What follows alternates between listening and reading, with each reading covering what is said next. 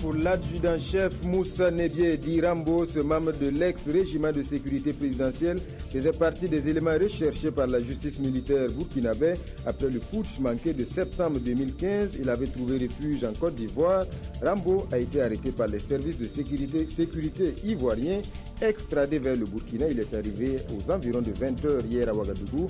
Avec lui, 2 civils, Abdul Karim Sawadgo et Ali Kone. Et puis dans ce journal, on s'arrête longuement sur la question des logements sociaux. Ce programme a suscité des espoirs de logements décents chez de nombreux Burkinabés. Des dizaines de milliers d'inscrits, juste une poignée de bénéficiaires. Mais paradoxe, sur le terrain, à Basseko notamment, les logements attribués depuis des années ne sont toujours pas habités. Images, explications et commentaires dans ce journal. Nous recevons un spécialiste. 7,5 millions d'électeurs aux urnes, nous sommes au Niger. Ce sont des élections présidentielles et législatives couplées.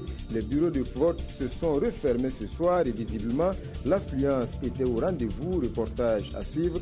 Nous retrouverons dans ce journal notre envoyé spécial depuis Niamey pour un point complet de cette journée électorale. En Centrafrique, par contre, le verdict des urnes est tombé hier. Faustin Archange Touadéra est élu président avec plus de 62,5% des voix.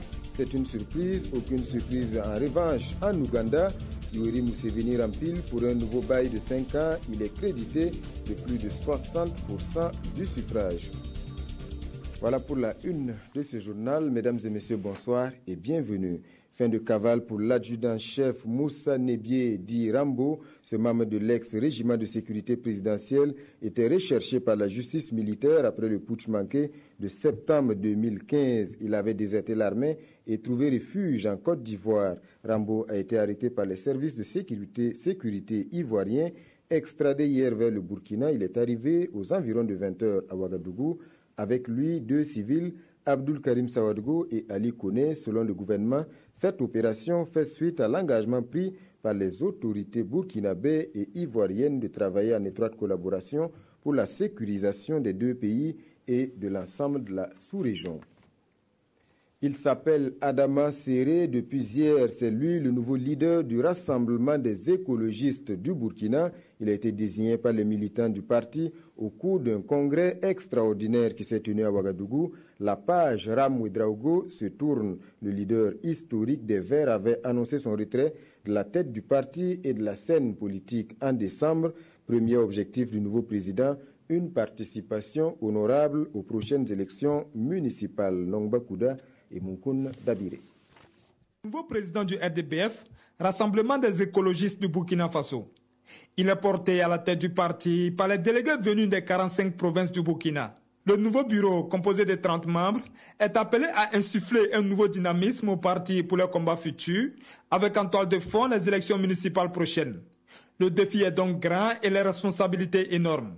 Faire une participation honorable, tel est en fait notre objectif parce que, comme vous le savez, le délai qui nous est donné est très infime, mais nous allons faire le maximum pour que là où nous avons des militants, là où partout nous pensons que nous devons porter notre idéologie, nous allons faire en sorte que nous ayons des candidats pour en tout cas relever le score du parti qui est un score de 7 conseillers municipaux, les dernières municipales. Désormais de l'opposition, le RDBF dit tirer le son des élections passées et ses responsables ont pris la résolution de travailler sans relâche en vue de le positionner pour les échéances de 2020.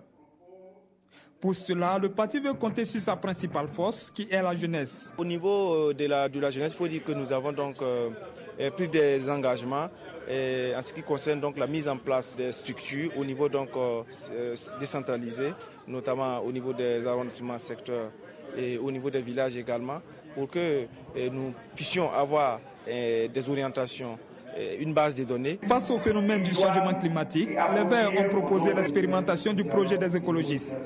Le RDBF a félicité le gouvernement pour avoir pris en compte dans son programme la question de l'énergie verte et l'implantation de l'énergie solaire.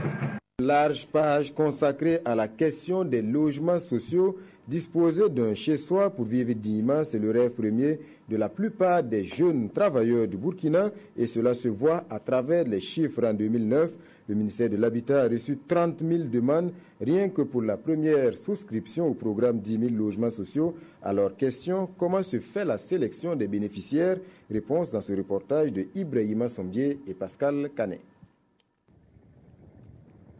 Samba Diallo est un homme heureux.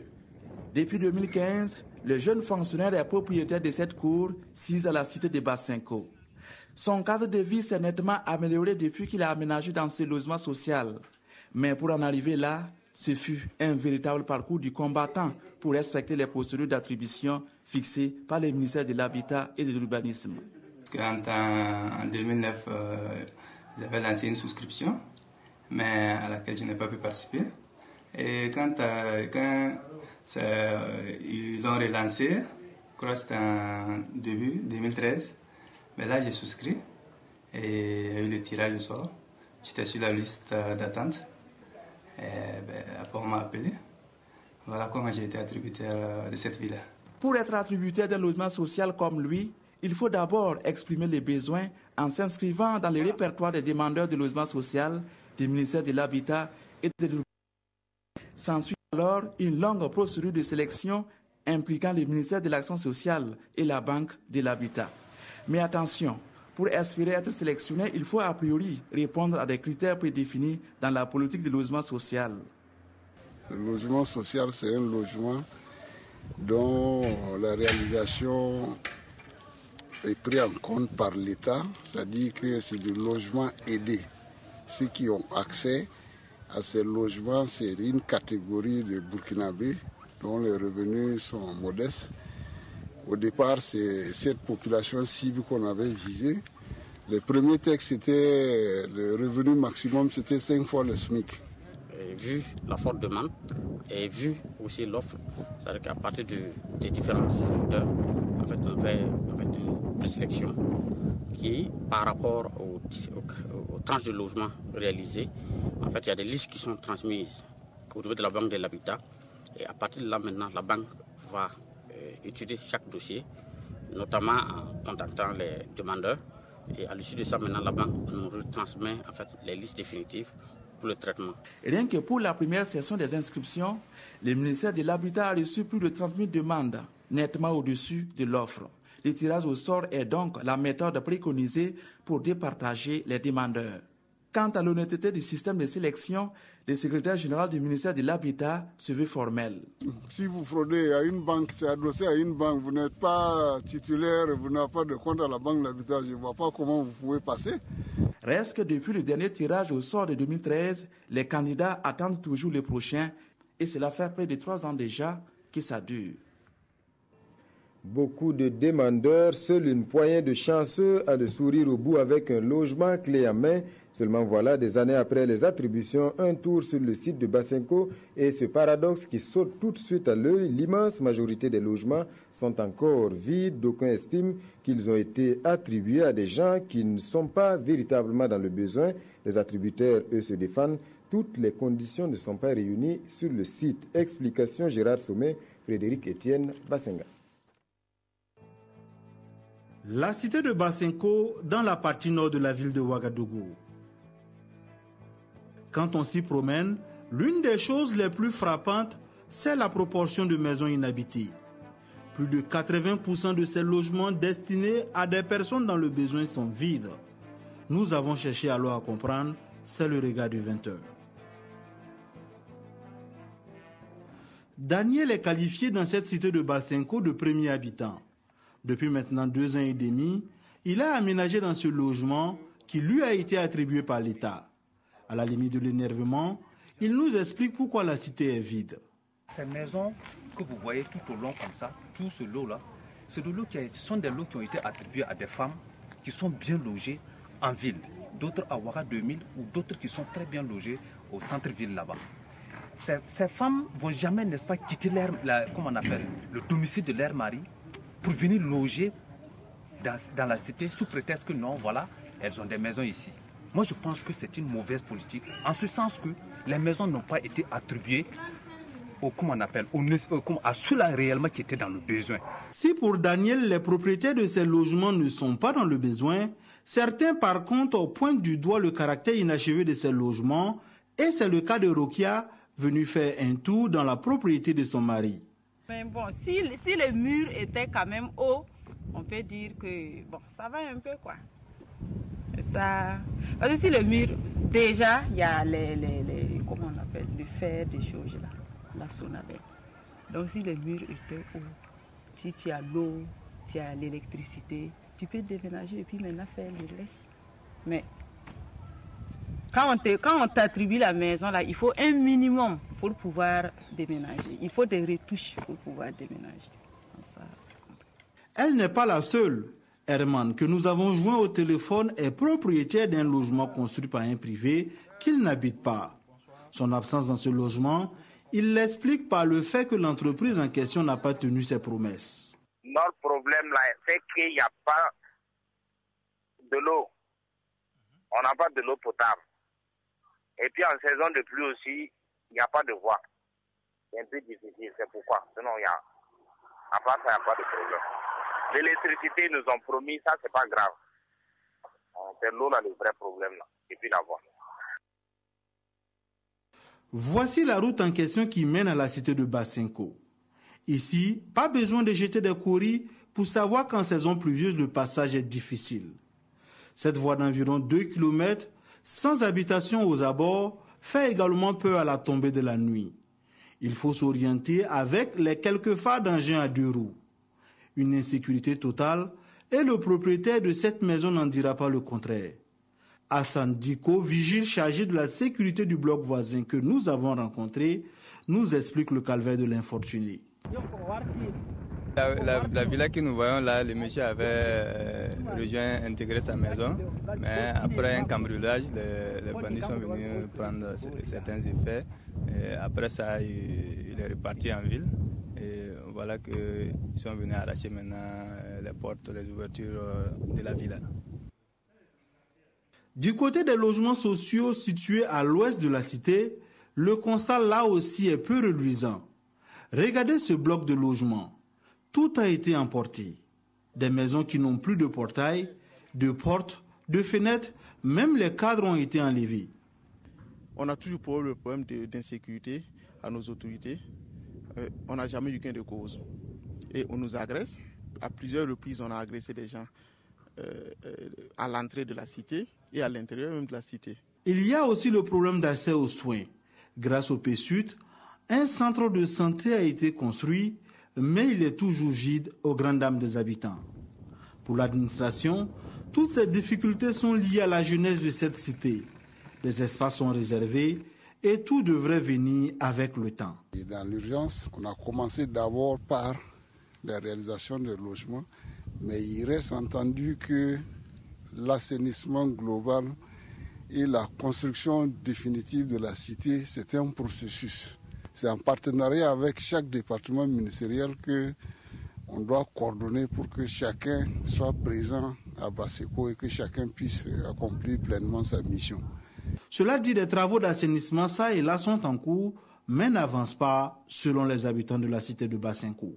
Face aux difficultés d'accès au logement pour la... Voilà, et pour tous les bénéficiaires, la procédure pour la réception des clés de ces logements sociaux passe par l'étape de la Banque de l'Habitat. C'est cette institution créée par l'État en 2005 qui règle les questions contractuelles liées au paiement des logements. Mais certains s'interrogent, les dispositions contenues dans ces contrats sont-elles conformes au caractère social de ce programme? L'une de nos équipes a voulu en savoir davantage. Yacouba Gamene, Salifou Belem et Drissa Seré. Face aux difficultés d'accès au logement pour la majorité de la population et pour répondre à la demande sociale, les autorités ont lancé à partir des années 1999 une réflexion pour mettre en œuvre un instrument financier spécialisé dans le financement du logement social. C'est ainsi que la décision a été prise de créer une banque de l'habitat qui a vu le jour en juillet 2005. Sa vocation, permettre à un maximum de Burkinabés d'accéder à un logement décent à des conditions abordables. En la matière, la Banque de l'Habitat s'est inspirée des expériences de la sous-région. Nous nous sommes orientés vers le schéma tunisien qui consistait donc à demander de l'aide bonifiée au niveau des autorités. Et à cet effet, il y avait deux options. On pouvait soit à travers une dotation à la banque, assurer le financement du logement social, ou bien à travers donc une ponction de la masse salariale. Mais après les différents scénarios que nous avons regardés, nous avons opté d'aller vers une dotation annuelle de l'État à la Banque de l'Habitat. Et c'est au regard de cette dotation que le financement du logement social est assuré. En guise de projet pilote, une première tranche de 144 logements sociaux a été réalisée et mise à la disposition des souscripteurs.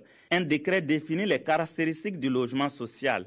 Il obéit à un coût qui varie entre 5 500 000 francs CFA et 7 500 000 francs CFA en fonction du degré de finition. L'éligibilité au financement du logement social devait respecter 3 critères. Un apport personnel de 10%, un plafond de revenus autorisé de 8 fois le SMIC, c'est-à-dire un salaire inférieur ou égal à 240 000 francs CFA, et une domiciliation de son salaire à la Banque de l'Habitat.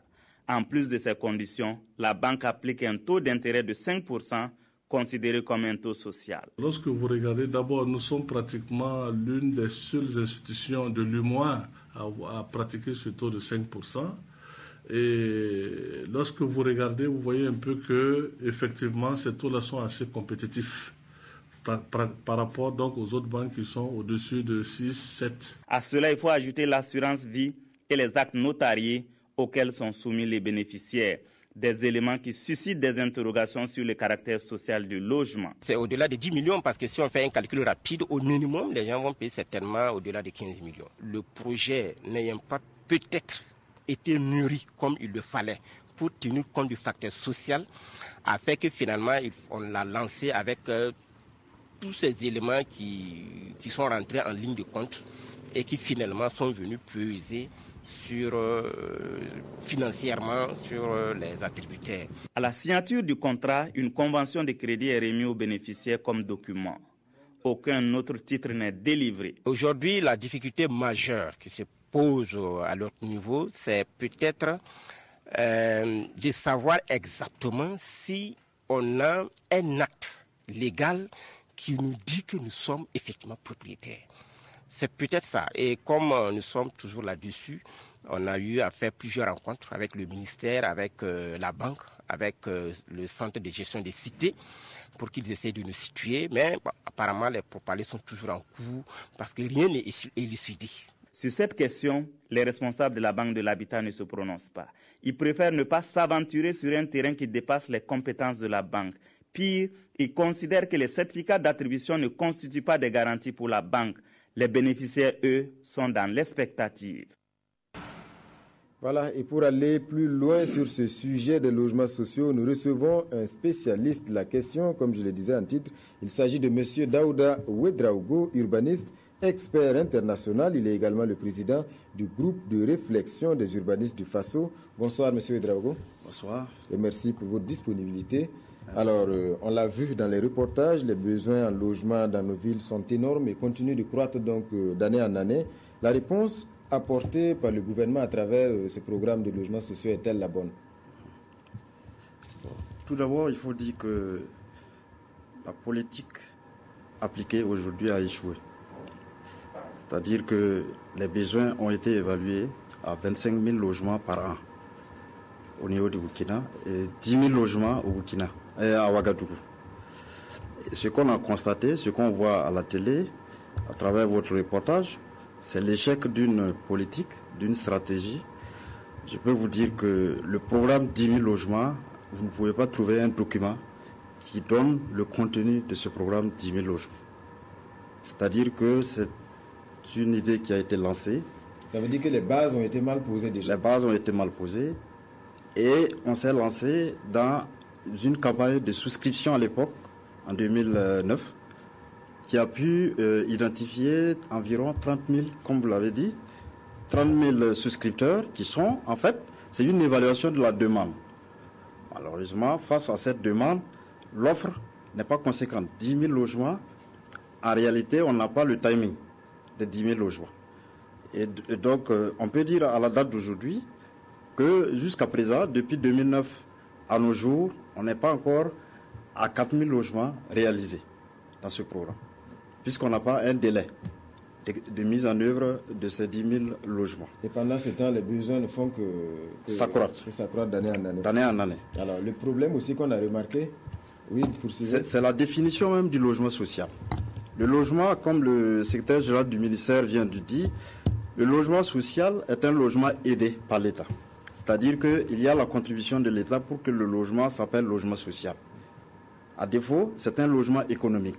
Les promoteurs immobiliers peuvent s'efforcer de faire en sorte qu'on se trouve dans une logique de réduire le coût de la construction pour que le logement soit accessible. Donc, si le logement est dit social, ça veut dire qu'il doit pouvoir effectivement s'intéresser au plus grand nombre.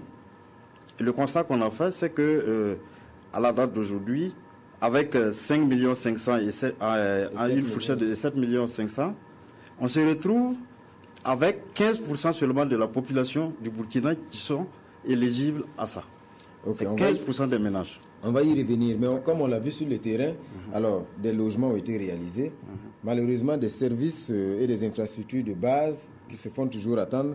Est-ce qu'il n'y a pas là également un problème dans la conception même de ce programme-là? Bien sûr, l'échec d'une stratégie, c'est de l'idée du projet à la conception et à l'exécution. Étant donné que nous avons une loi qui porte en cours de l'urbanisme et de la construction, qui définit le logement, le lotissement comme l'opération qui consiste à diviser un terrain nu en deux et viabiliser. C'est-à-dire que le lotissement, tant qu'il n'est pas viabilisé, il ne peut pas justement répondre aux critères d'un lotissement. Ça veut dire que la viabilisation devrait précéder de la construction des logements. Et ça, c'est ce que les maires doivent faire dans les communes, c'est ce que les promoteurs immobiliers doivent faire. Et normalement, l'État qui doit assurer le contrôle justement de ces actions doit être le premier à donner l'exemple pour que nous changeons nos modes d'aménagement de nos villes. Alors on l'a vu dans le reportage, certains incriminent les attributaires qui ne seraient pas vraiment les personnes dans le besoin à cause donc de cette inoccupation des logements. Alors est-ce l'État ou les attributaires à ce moment qui sont fautifs? Non, ça dit qu'on a raté les cibles. Ça dit que le logement destiné à 15% de la population, ça veut dire que ceux qui sont effectivement demandeurs de logement n'ont pas accès à ce logement, à ce coût. C'est-à-dire qu'il faut revenir sur la définition pour voir quel type de logement proposer pour le plus grand nombre. C'est ainsi que vous allez trouver sur le site des gens qui, effectivement, arrivent à mobiliser un revenu moyen de 100 000 francs par mois. C'est cette couche-là qui fait 75% de la population. Et cette population, ceux qui ont, comment dirais-je, ces revenus et qui ont accès au logement, effectivement, avaient déjà un premier logement et n'ont pas besoin de déménager sur ces sites. Finalement, le public cible des logements sociaux sont en marge de ce programme. Mais est-ce que ce n'est pas une vision un peu trop facile? Parce qu'il y a des gens qui sont attributaires, peut-être qui veulent bien déménager, mais il y a également cette question de la viabilisation. C'est les deux problèmes. Ça dit qu'on n'a pas réfléchi à la question de viabilisation préalable et on n'a pas réfléchi aussi au public cible. Et ça, les deux font, c'est ça qui donne ce qu'on constate comme désastre au niveau de Basseko, qui est le premier site identifié. Et d'ailleurs, je veux dire que la conception même, c'est-à-dire l'idée de projet de réunir, ça fait 1000 hectares environ le site de Basseko, réunir autant de population dans ce site, si on avait bien réfléchi, on pouvait l'éclater au niveau de la ville de Ouagadougou pour faire en sorte que le problème qu'on veut régler n'entraîne pas d'autres problèmes. Parce que concentrer cette population au niveau de Basseko, ça entraîne des difficultés de circulation qu'on connaît déjà sur l'axe. Donc, ça dit que c'est une opération qui, effectivement, a été réalisée au mépris des règles d'urbanisme et de la pratique et de l'art qui doit pouvoir effectivement faire un bon. Monsieur Draoué, il y a également des attributaires qui se plaignent. Les logements, avant d'aménager, il faut un minimum d'investissement, alors que le public qui est visé est censé ne pas avoir de moyens. Alors que, une fois que le logement est acquis, il faut mettre de l'argent avant de pouvoir aménager. Voilà. Là également, c'est un problème de conception même du type de bâtiment. Voilà. Ça dit que là encore, on a observé un recul. Parce que dans la pratique, au niveau du Burkina Faso, vous avez vu que nous avons il y a eu des périodes où la Socogiv, à l'époque, a réalisé des logements. On n'a pas dit que c'est des logements sociaux, des logements économiques, mais sur des sites viabilisés. À l'époque, l'État était impliqué dans la promotion du logement. À partir des années 90, l'État s'est désengagé et laissé la pratique de la promotion immobilière au privé. Le privé cherche du bénéfice. Il ne peut pas faire du social. Et donc, c'est-à-dire que le retrait, le désengagement de l'État a favorisé justement l'absence d'une... ça a créé un vide. C'est-à-dire que le logement n'étant plus vu comme effectivement un domaine social, ça dit que c'est devenu un domaine des affaires. Et les promoteurs, vous avez vu même que la Socogiv, nouvelle version, privatisée, n'a pas encore pu produire du logement.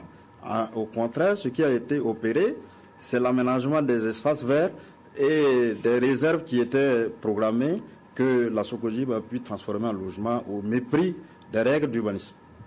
Voilà. Alors, il est clair aujourd'hui donc que la mise en œuvre la pose véritablement des problèmes. Il y a également cette question du taux d'intérêt, on l'a vu dans le reportage tantôt. 5% rapporté à 15 ans ou à 20 ans, est-ce qu'on est toujours dans le social? Oui, là encore il y a un problème parce qu'en réalité, la banque de l'habitat, nous n'avons pas une banque de l'habitat au Burkina. Ce qu'on a, c'est une banque universelle qui fait tous les autres services que les autres banques font. Donc aujourd'hui, le domaine de l'habitat a besoin effectivement d'une véritable banque. C'est-à-dire une banque de l'habitat, mais une banque de l'habitat qui doit disposer certainement d'un fonds de garantie hypothécaire qui va permettre justement le soutien par rapport au crédit de ces populations. Parce que le taux de 5%, nous trouvons que c'est déjà élevé, mais moins que ça, si c'est la banque dans sa version actuelle, ne peut pas faire moins que les 5% aussi. Ça veut dire qu'il faut un autre soutien de l'État par des mécanismes de financement. Je crois que dans l'intervention du Premier ministre dans son discours a parlé de la mise en place d'une caisse de dépôt. Et effectivement, c'est une des solutions qui a été pratiquée au Sénégal et dans d'autres pays, même au Mali à côté, pour accompagner la Banque de l'Habitat dans cette tâche et même les autres banques pour pouvoir financer le logement parce que c'est des crédits long terme. Voilà, c'est des crédits long terme et les banques, dans sa logique de rentabilité, ne peuvent pas effectivement financer le logement moins cher que ça. Merci M. Ouedraogo pour toutes ces informations. Merci d'être passé sur ce plateau. En rappel, l'invité de ce journal était donc M. Daouda Ouedraogo, urbaniste et expert international. Merci encore. Merci.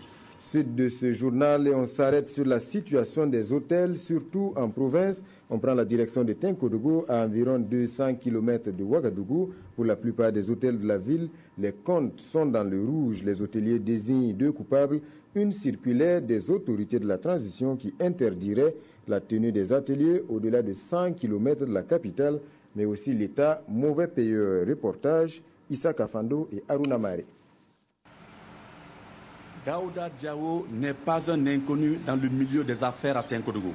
Cet ancien vendeur de friperie, devenu opérateur économique, est le PDG des hôtels Djamou. Avant, c'était la croix et la bannière pour se loger à Tinkodougou, nous explique-t-il. Mais à notre passage ce 10 février, sur les 99 chambres disponibles ici, seulement une vingtaine est occupée. Les causes, les voici.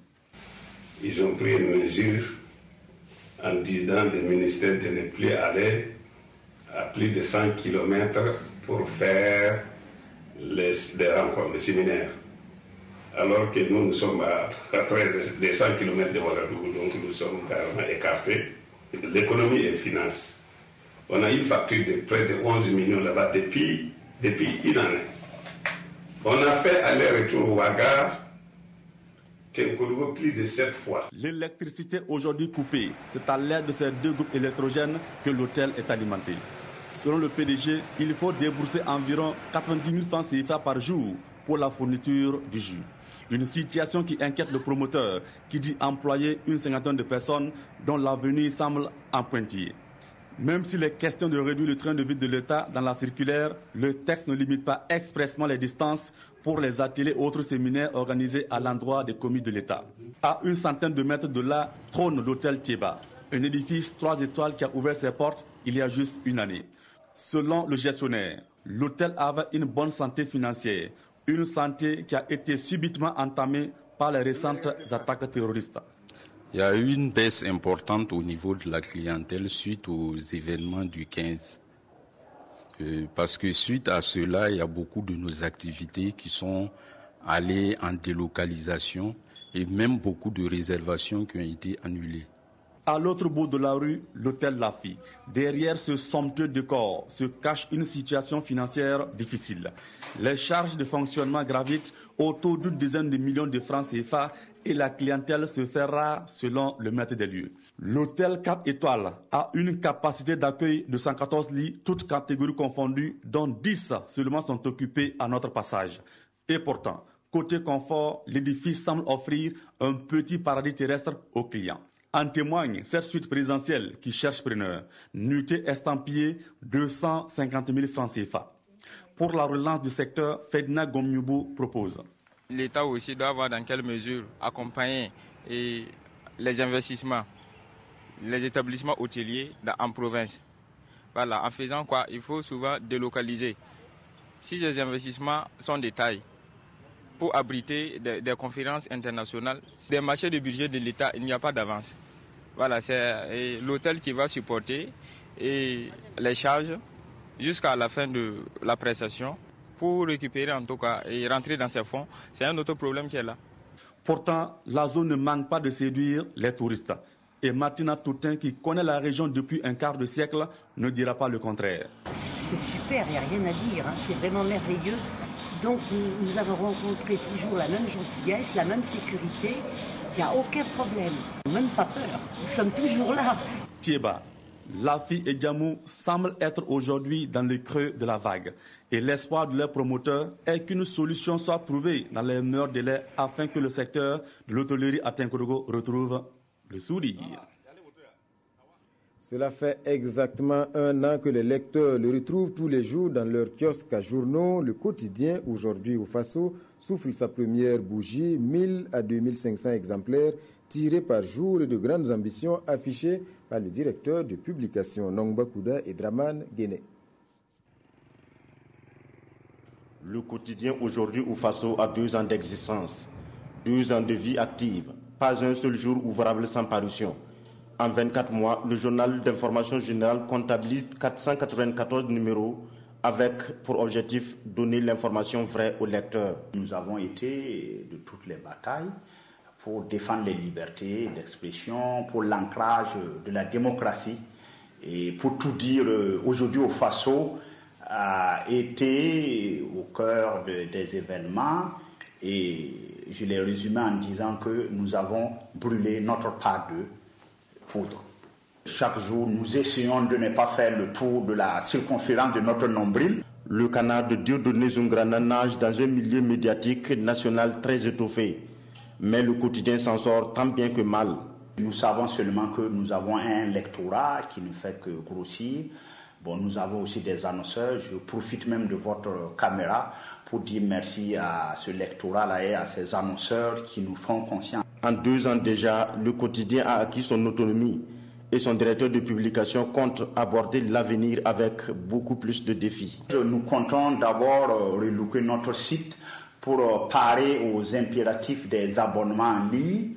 Nous comptons aussi étoffer la page rédactionnelle avec de nouvelles rubriques. Bref, l'ambition du directeur de publication d'aujourd'hui au Faso est de donner beaucoup plus de satisfaction à son lectorat. Voilà, 2 ans d'existence et non 1 an. Voilà, dimanche, sport, c'est devenu une coutume et aujourd'hui, c'est Mamadi Ouina du service sport qui nous rejoint.